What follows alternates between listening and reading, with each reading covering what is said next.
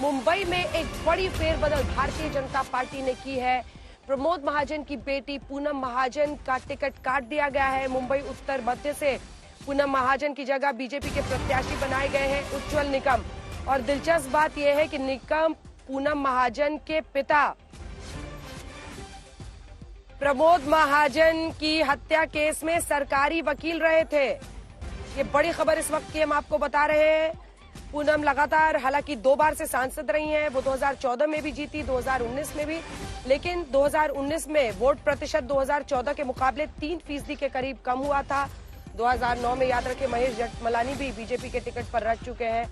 लेकिन उज्जवल निकम को समझिए, देश के जाने माने वकील है, 30 साल से ज्यादा उनका लंबा करियर है। मुंबई हमलों के दोषी कसाब को, जो दोषी था मुंबई हमले का, कसाब को फांसी दिलवाने में अहम योगदान। 1993 मुंबई ब्लास्ट, गुलशन कुमार प्रमोद महाजन के सब में सरकारी वकील रहे। 628 गुनहगारों को उम्र कैद, 37 को फांसी की सजा दिलवाई।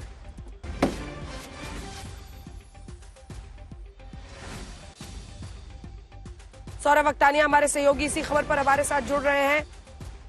महाराष्ट्र के जलगांव से एक मराठा परिवार में उनका जन्म हुआ था। जल्दी से आपसे सौरभ समझना चाहेंगे कि आखिर इसके पीछे की वजह क्या थी।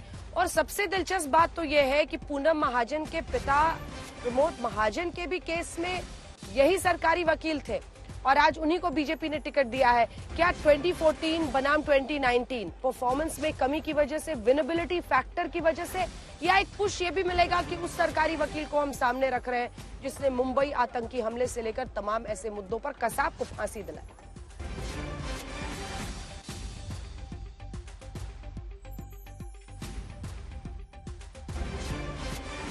सौरभ,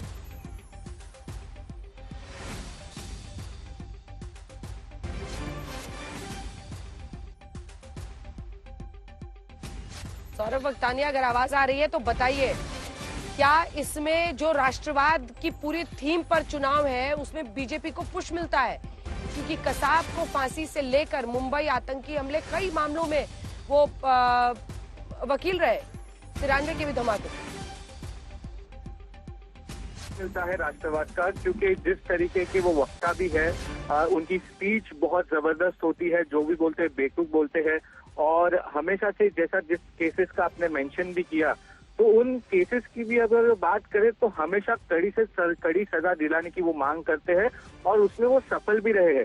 सारे जो बहुत ही सीरियस क्राइम हो, सबसे बड़े से बड़ा टेररिस्ट हो, अगर उसको फांसी तक पहुंचाने की बात हो तो उज्जवल निगम सबसे आगे रहे हैं।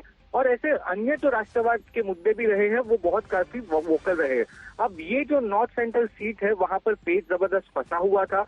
वहां से देखे कि पूनम महाजन के बारे में थोड़ी नेगेटिव रिपोर्ट बीजेपी को पहले से ही आ रही थी और लगातार यही बात की जा रही थी कि पूनम महाजन का टिकट कट सकता है। वहां पर ग्राउंड रिपोर्ट भी जो बीजेपी को दिया जा रहा था तो पूनम महाजन के अगेंस्ट में दिया जा रहा था। और उसी के बीच आप देखें कि वर्षा गायकवाड़ को वहां से टिकट दी जाती है। और यहाँ का डेमोग्राफी थोड़ा समझना होगा कि ये हाईली मराठी पॉपुलेशन वाला ये कॉन्स्टिट्यूंसी नहीं है। यहाँ पे बहुत ही मिक्स क्राउड रहता है।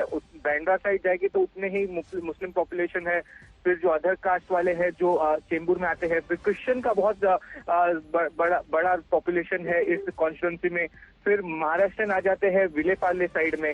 फिर ये पूरा बहुत ही मिक्स्ड और बहुत ही कॉस्मोपॉलिटन कॉन्स्टिट्यूंसी है। और यहाँ से एक बहुत ही प्रमुख चेहरा देना बीजेपी के लिए बहुत चुनौती भरा था। और तभी बीजेपी ने उज्जवल निगम को अप्रोच किया। कई दिनों से लगातार बातचीत चल रही थी और अब जाके इस पर मुहर लगी है। अभी थोड़ी देर में वो सिद्धिविनायक मंदिर जाएंगे और सिद्धिविनायक मंदिर के बाद वो देर रात 8:30-9 बजे तक बीजेपी ऑफिस पहुंचेंगे मुंबई में, जहां पर वो ऑफिशियली बीजेपी में शामिल होंगे।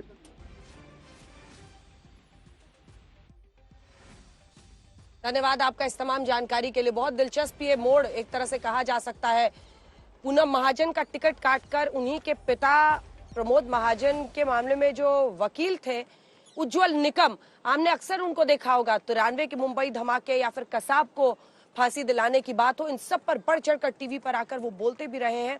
और प्रखर राष्ट्रवाद की जो बिसात पर बीजेपी चुनाव लड़ रही है, शायद इसी वजह से। और पूनम महाजन को लेकर बता रहे थे सौरभ की कुछ रिपोर्ट्स ऐसी आई जिसकी वजह से उन्हें टिकट उनका काट दिया गया। उज्जवल निकम अब उम्मीदवार होंगे।